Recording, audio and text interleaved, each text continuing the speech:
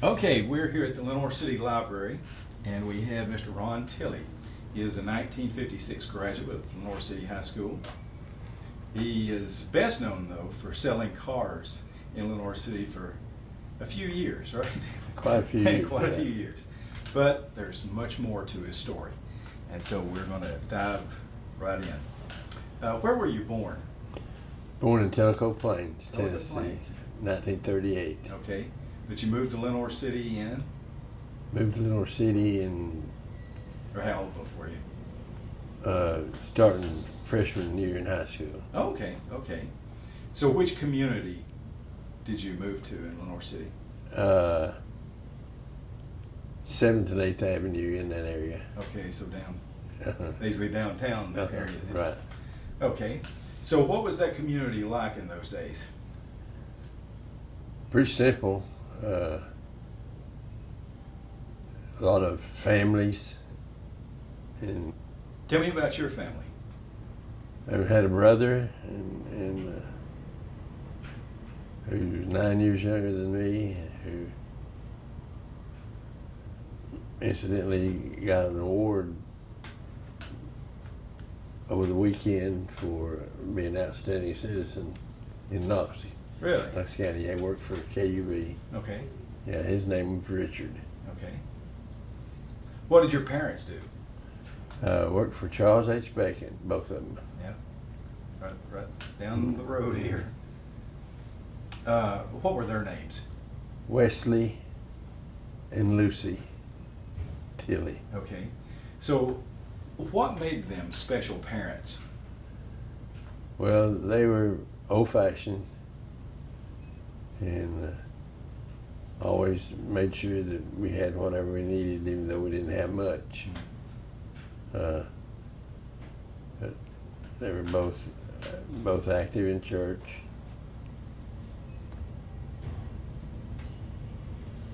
And Where did y'all go? at that time, it was Alice Bell Baptist Church. Okay. So it was on to, when you got here, you said you were a freshman in high school. Right. Was there a special teacher during your time at Lenoir City High School that made a difference in your life? Well, I guess there was, to answer your question. Lee Price was a teacher that sort of took an interest in me, and also my basketball coach, Tommy Bartlett. Yeah. Was a good mentor for me. And Y'all had some pretty good teams, didn't you? we had a very good team. My senior year, we were ranked #1 in the state. Till tournament time, we got upset in the tournament. We should have won it all. Mm-hmm. We didn't. But Bartlett was a good coach, and then Elvin Little came along and won it. And then he was off to, was it Kingsport, Dobbins, Bay? Yeah. Or Johnson City, one of those. Bristol, Johnson City, yeah. Yeah. And so they won the state 2 years later in '58. Right. Do you have any other special memories at Lenoir City High School while you attended there? Well, the biggest thing that took up a lot of our time and was a singing group. It was four sophomores in high school. We practiced in the bathroom because you got a good harmony in there. and anyway, and we had some popularity in the fact that people would call all over East Tennessee and want us to sing at funerals and weddings, and we'd have to get out of school to go sing at the funeral. And finally, the teachers or the principal, I don't know, Mr. Henry, I guess, says, y'all are taking off too much time from school. We're going to have to cut back on that. So, but anyway, we were very fortunate. A little bit unusual for a group our age, Right. to be doing anything that was. Well, where did the idea come from to do this? out of the course class in the school. Okay. We were getting ready for Christmas or Easter. I can't remember now what it was. And when we were freshmen, and we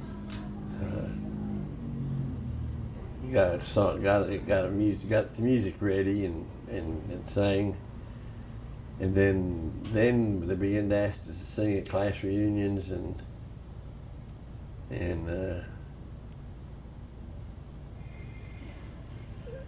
we began to sing and do that. Mm-hmm. Well, at this point in your life, what was your goal? What did you think would happen to Ron Tilley? You didn't have a goal? You didn't know what was going on? No, all we knew was to go to school and sing. Yeah. The biggest thing that happened to us was we were singing someplace, and Archie Grandpappy Campbell. Is that a name you recognize? Oh yeah, Archie Campbell. So yeah, he heard us, and he asked us if we would be his singing group. In other words, we'd follow him. We'd open up the concert, and then he'd come on and do his thing, and we did that. Now he also named you all, correct? He did. We were sitting there, and we sang every Thursday night and every Sunday afternoon on WATE with him. He had the Old Country Church. I don't know if that's something you might remember. You may not be on the Old Country Church. And anyway, he said, you know, I need Archie Campbell and so-and-so. And we couldn't think of a name, and he took a napkin there and wrote the Kingsman on it. He said, that's going to be our name. Yeah. And so when you'd see, when he'd do an East Tennessee concert, or never went too far away, but anyway, this was prior to his days with Hee Haw and. Okay. And now the name Kingsman. There's also another group by the name of the Kingsman right over from Asheville. Yeah, that's them. Yeah. And I was looking at some information, and they started in '56. So you guys actually started. 52 and 53. Yeah, yeah. So after Lenoir City High School, then you went to Carson Newman, correct? Carson Newman. So what did you get out of life by going to Carson Newman?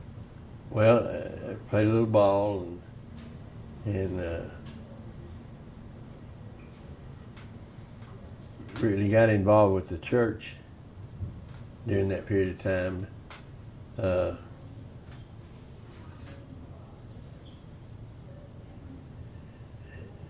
And I guess just got involved that I took a position with the church, with Calvary Baptist Church. Okay. As their minister of music and youth director. Yeah. So that's where you first got into the ministry then. Yeah. Okay. So let's go back to the Kingsman a minute. Okay. A lot of people that's watching this, they probably have never heard of the Ted Mack Amateur Hour, Right. unless they're a certain age. Right. But let me tell you all, if you're watching this predated like the American Idol show. It's similar to what that is now. And so you guys got to go up there on the Ted Mack Amateur Hour. Tell me about that experience. We were recommended to a civic club in Inglewood that was having a contest to go to the amateur hour. Okay. And anyway, we went down and won the contest. And then we went to New York, talking about redneck. Did you fly or go by the train? We rode the car. Oh. Coach John Brannon, baseball coach, was our chaperone Okay. and our money manager. Yeah. And we did some concerts in the area where people would know us, and raised quite a bit of money so that our trip was paid for. Yeah. And anyway, when we got to New York, we were 2 blocks off of Times Square. I know I'm rambling a little bit. No, it's fine. One of the guys looked out the window, and just right over there was the Empire State Building. Well, we hadn't seen anything like that, so we decided we was going to go. So 26 blocks later. So you saw the city then. The thing about it is, the building was so big that it looked closer than it really was. Yeah. So we stayed at the Victoria Hotel, which was 3 blocks from RCA Recording Studios, and on Thursday night we had dress rehearsal and tryouts for.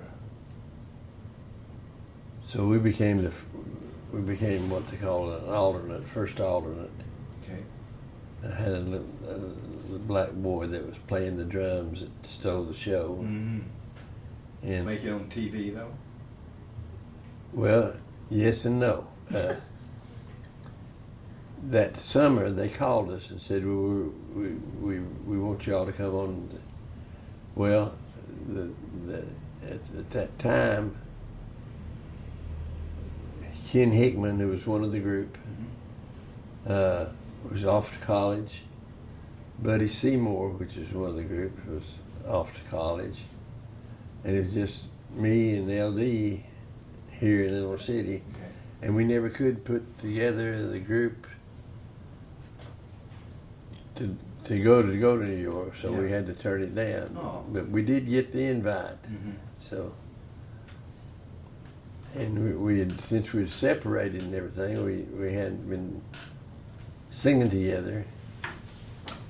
And then finally,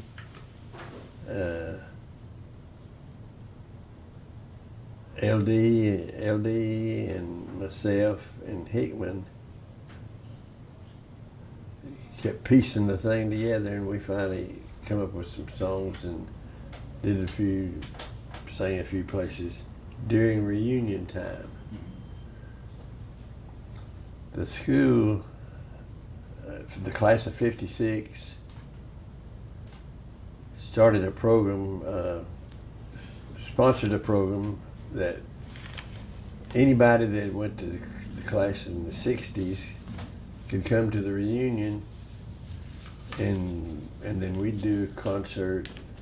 And it finally got to where we would meet at the high school, and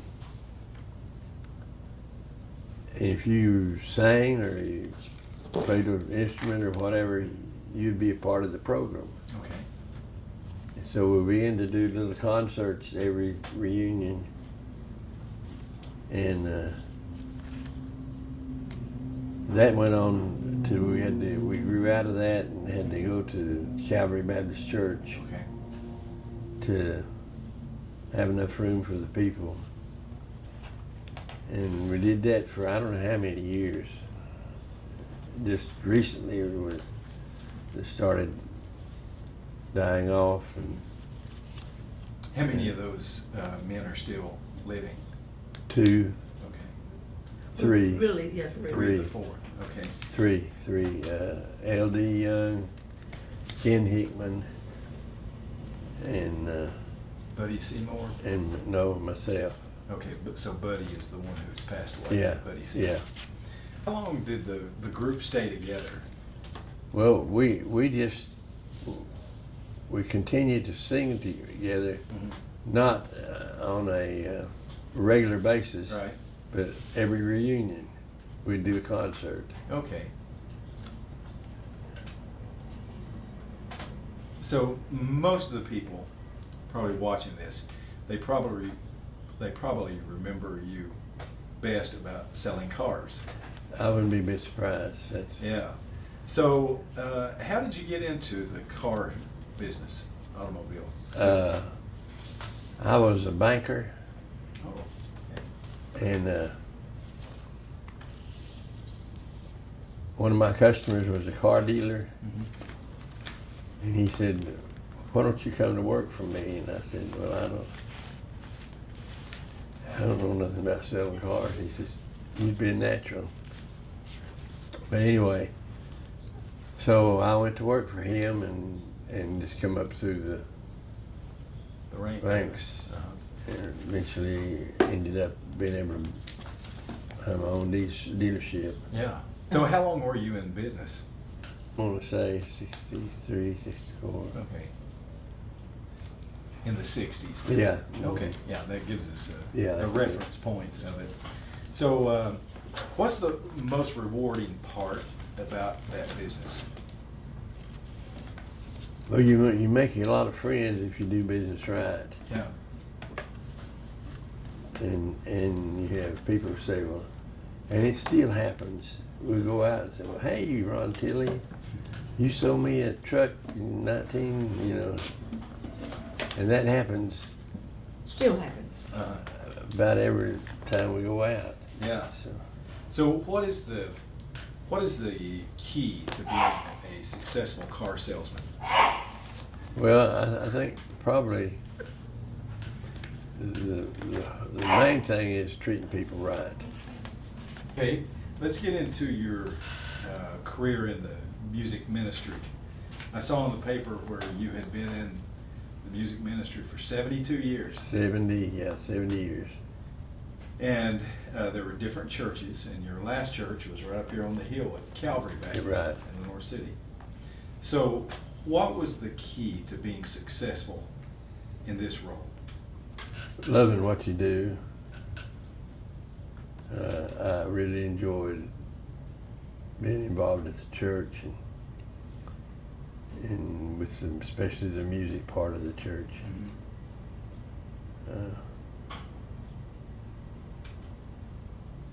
What is your favorite gospel song? Wow.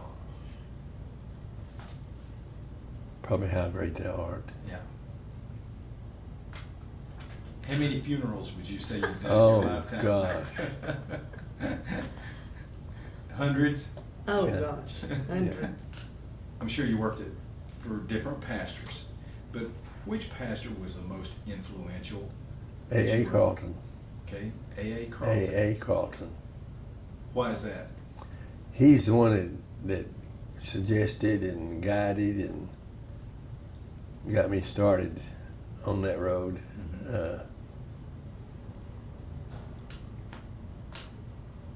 What was so good about A.A. Carlton? What characteristics did he have that you admired and respected? Well, he was so helpful. And he loved music too, so Okay. he was easy to work with. Down through the years, I've worked with 9 different pastors, Okay. and only one was difficult to work with, and the rest of them were really good. Yeah. But AA was, and he was an encourager. He's the one that got me. He preached a revival at the Second Baptist Church and asked me if I'd come down and do the music. And you know where Second Baptist Church is. And so we did, and had a good time. And then sometime later, he said, would you like to do the music at the church? He says, the music director's resigning. And I said, well, I think so. You tell me if I would or not. And he said, yeah, you would. So he encouraged me from the get-go. When I asked Eddie Click that same question, his answer was the same as yours, A.A. Carlton. What about that? Biggest influence on him. Yeah.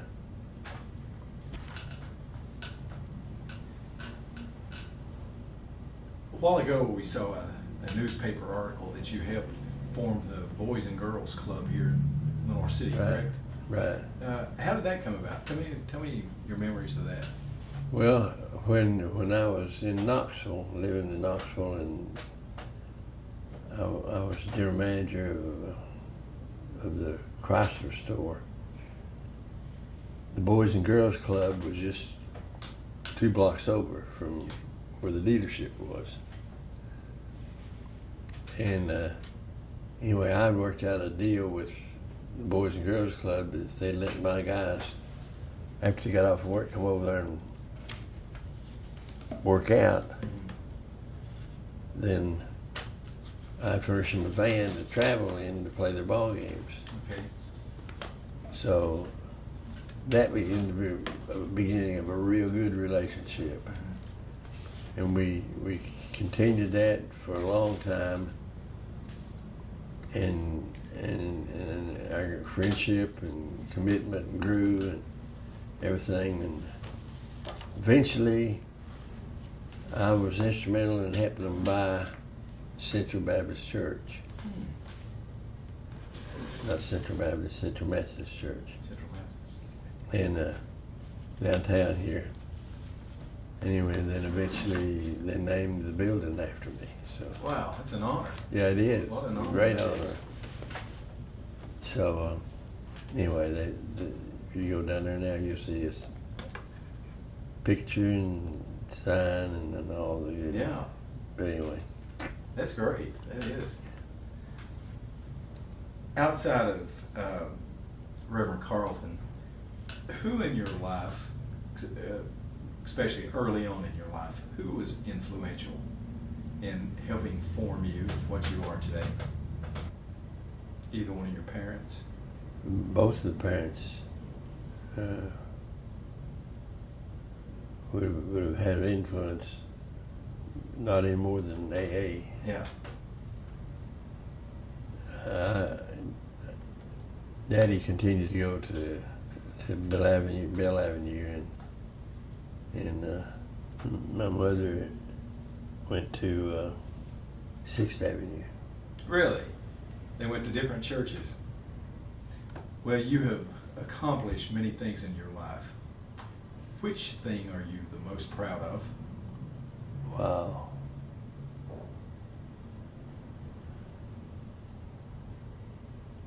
I'm thankful for it all.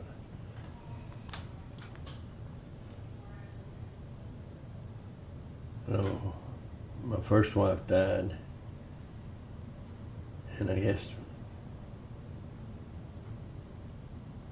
the best thing that happened to me after that was Sandra. Okay. Let me ask you, what do you want your legacy to be? He was a good man.